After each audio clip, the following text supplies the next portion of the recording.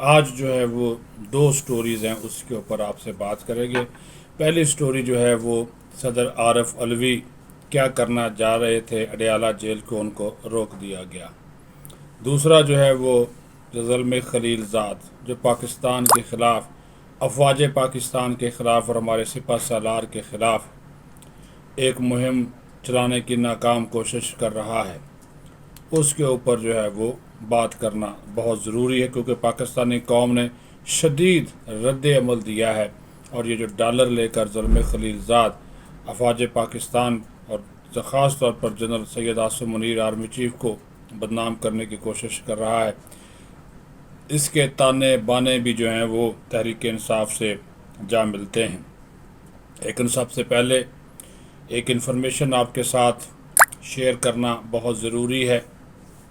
ہوا یہ کہ تحریک انصاف کے جو گرفتار رہنما تھے، جو نظر بند ہیں، زیر حراست ہیں جیل میں، اڈیالہ جیل میں، تو اب یہ دیکھیے کہ صدر کا ایک منصب ہے، صدر ریاست اور مملکت کی علامت ہے، لیکن یہ جو صدر عارف علوی ہیں، یہ جناب مکمل طور پر پی ٹی آئی کے ایک یوتھی اور انصافی ثابت ہو رہے ہیں، اور اپنے عہدے کا بھی ان کو کوئی لحاظ نہیں ہے، کوئی پاس نہیں ہے۔ ضد لگا کر بیٹھ گئے، کہنے لگے جی میں نے اڈیالہ جیل جانا ہے، اور میں سیاسی قائدین، سیاسی رہنماؤں سے ملنا چاہتا ہوں۔ مجھے پتہ چلا ہے ان کے اوپر تشدد ہو رہا ہے، ان کے انسانی حقوق متاثر ہو رہے ہیں، تو مجھے وہاں پہ جانے کی اجازت دی جائے۔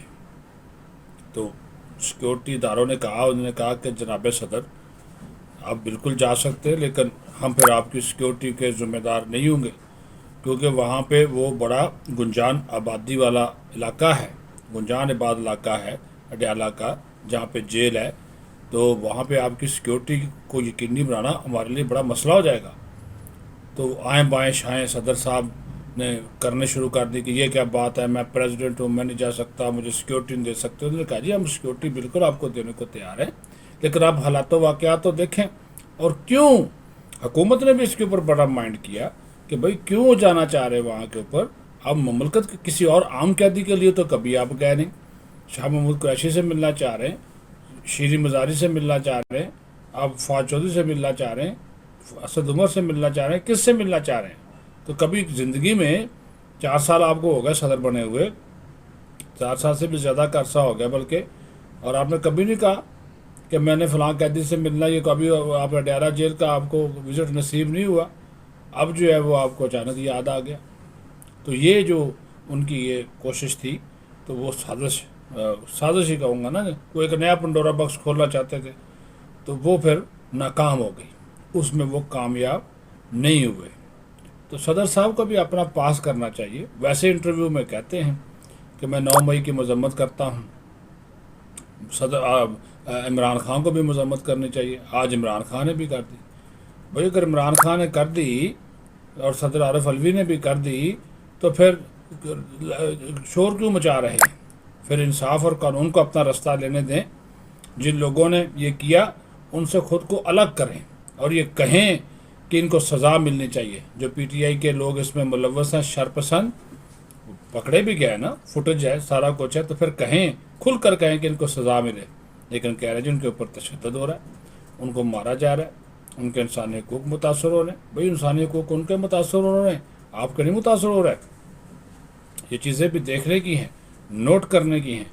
دوسری بات، یہ ایک بڑبولا سا، پاگل سا ایک وہ ہے بابا ظلم خلیل زاد، اس کو اس عمر میں ذلیل ہونے کا شوق ہے، اور وہ پاکستانی عوام کے ہاتھوں کتے کی طرح ذلیل ہو رہا ہے۔ یہ میں لفظ کبھی اس قسم کے الفاظ استعمال نہیں کرتا، لیکن یہ مسئلہ چونکہ پاکستان کی سالمیت کا ہے، مسئلہ افواج پاکستان کی اس وقت جو پوزیشن ہے اس کا ہے۔ ہم ببانگ دہل اپنی فوج کے ساتھ کھڑے ہیں، اپنے سپہ سالار کے ساتھ کھڑے ہیں، جو کہ جنہوں نے 9 مئی کے واقعات کے باوجود صبر و تحمل برداشت کا مظاہرہ کر کے یہ ثابت کر دیا کہ وہ کتنے بڑے انسان ہیں۔ آرمی چیف، انہوں نے اپنی عوام کو، اس وقت کے لوگوں کو، کہ اگر وہ آرڈر کر دیتے, گولی چل جاتی. جو خانہ جنگی کی خواہش تھی اس عمران خان کی, اس زلمے خلیل زاد کی اور اس کے ایجنٹوں کی, وہ پوری ہو جاتی. وہ نہیں انہوں نے ہونے دی. لیکن بعد میں جب پتہ چلا کہ یہ امریکن سازش, یہ امریکن سنڈی, یہ سارے کے سارے اس کے پیچھے ہیں. کہاں گئی وہ سائفر کی کہانی؟ وہ رو رہا تھا نا عمران کہ سائفر ہے, امریکی سازش ہے فسادی. یہ امریکی سازش ہے. اور یہ جو ایجنٹ ہے زلمے خلیل زاد, ڈالر لے کر افواج پاکستان آرمی چیف کے خلاف بے بنیاد مہم چلا رہا ہے. یہ تو پی ٹی آئی کا ایک کارکن ہے, ایک یوتھیا, ایک انصافی لگ رہا ہے کہ جناب اپنے ویوز بڑھانے کے لیے ٹکے ٹکے کے جو یوٹیوبرز بکواس کر رہے ہیں, باہر بیٹھے ہوئے ہیں, تو ان کو ان کے ایجنڈے کو پروان چڑھا رہا ہے. یہ بندہ کوئی اپنے عہدے کا پاس کر لیتا ہے. یہ ماضی میں یہ بادشاہ تھا اس علاقے کا. یہ زلمے خلیل زاد خصوصی نمائندہ تھا افغانستان اور پاکستان کے لیے امریکی. خود یہ شخص افغانی ہے, لیکن کبھی اپنے وطن کا بھی یہ غدار ہے. کبھی افغانستان میں ہونے والے مظالم پر اس نے آواز نہیں اٹھائی, کچھ لکھا نہیں ہے. کبھی اس نے انسانی حقوق کے لیے جد و جہد نہیں کی. یہ تو مسلمان اور اسلام کی دشمنی میں ہمیشہ آگے آگے رہا, پاس یہ رہا یہ شخص, اور نفرتیں پھیلانے کا یہ باعث ہے. مسلمانوں کو ہمیشہ نقصان پہنچانے کا یہ باعث بنا. پاکستان اور اسلام دشمن قوتیں پاکستان کی فوج اور پاکستان کے امن و استحکام کے خلاف کتنی گراؤنی سازش کر رہی ہے, یہ اس کا حصہ ہے, اور صرف ڈالر کے لیے. اور یہ بھی بتا دوں, اس کے جو فالورز ہیں وہ زیادہ تر پی ٹی آئی کے لوگ ہیں. اس میں اور پی ٹی آئی میں کیا فرق رہا؟ پی ٹی آئی کے لوگ ہیں نا جی, کیا فرق رہا؟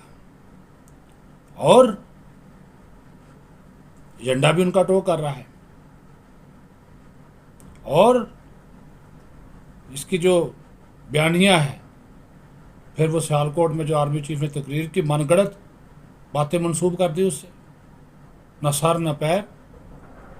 پاکستانی عوام نے ٹھیک ہے اس کی کلاس لی سوشل میڈیا کے اوپر, ہونا بھی ایسا چاہیے کہ تم کون ہوتے ہو؟ آرمی چیف کا فیصلہ ہم نے کرنا ہے, ہماری حکومت نے کرنا ہے, قانون اور آئین کے مطابق ہوا. تم کون ہوتے ہو اس کا فیصلہ کرنے والے, باتیں سنانے والے؟ اپنی اوقات میں رہو, ورنہ جو ہے یہ تمہارا داخلہ تک بھی یہاں پہ بند ہو جائے گا, ویزا تک نہیں ملے گا. ایسے عجیب و غریب آدمی ہو, شمولیت اختیار کرو. پی ٹی آئی میں بہت محبت ہے تو. اور پھر دوسرا جو لابیسٹ فرم ہائر کی ہے نا امریکہ میں اس پی ٹی آئی والوں نے, تم اس کا حصہ ہو. اس نے جب سے پیسے پکڑے ہوئے ہیں, لابنگ کر رہے ہیں, تب سے تمہیں عمران خان کی محبت بڑی یاد آ رہی ہے. لیکن زلمے خلیل زاد تم ذلیل ہو گئے, تمہارا کوئی منصوبہ کامیاب نہیں ہوگا. پاکستانی قوم بھی متحد ہے اور پاکستان کی فوج بھی متحد ہے. فوج پاکستان زندہ باد, پاکستان پائندہ باد.